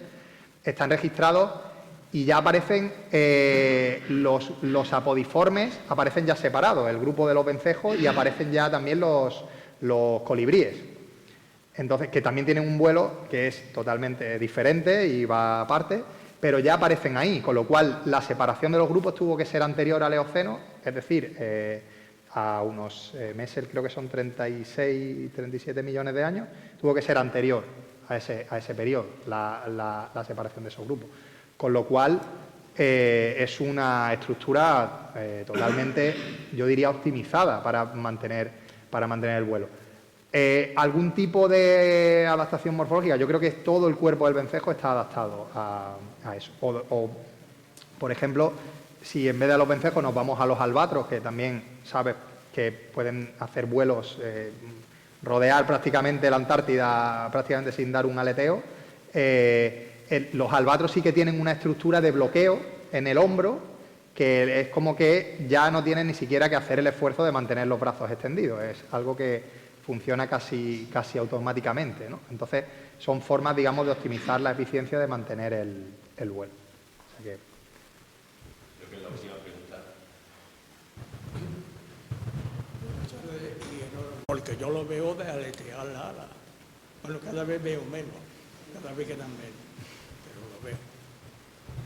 Parte de los murciélagos y sobre todo los pequeñitos es un vuelo aleteado total, además muy eficiente también. Los murciélagos son muy buenos voladores.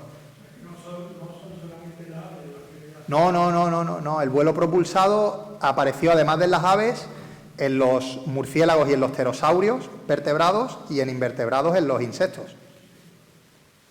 Sí. Posición. Solamente el colibrí tiene el ala igual que un ave. ¿Por qué le dio por volar como vuela o no volar? Se apoya en el aire, ¿no? Nada más. Perdón, no he entendido la pregunta. El colibrí, sí. Sobre el colibrí, siendo un ave, ¿por qué su ala, si es igual, por qué le dio por volar como vuela? Que no vuela, se apoya en el aire. ¿No? Bueno, digamos, el colibrí lo que tiene es que el movimiento de las alas del colibrí, el colibrí ha alcanzado un tamaño tan pequeño, digamos, que al final es casi un insecto grande volando. El movimiento del ala del colibrí, en vez de ser un movimiento dorso-ventral como el que tienen el resto de las aves, es un movimiento prácticamente antero-posterior. Lo que hace es la forma del símbolo del infinito y lo que consigue es la fuerza de sustentación que hace que el animal no pierda caída, la consigue tanto en el batido que sería equivalente a levantar el ala para el resto de aves, lo consigue el colibrí en sus movimientos haciendo el símbolo del infinito, digamos. Entonces, tiene una sustentación muy eficiente, pero eso solo lo puedes tener si tienes un tamaño tan pequeño como el de un colibrí y un ala con la forma que tiene el colibrí, que es casi un triangulito y con las primarias más externas muy alargadas y las más cercanas al cuerpo muy cortitas.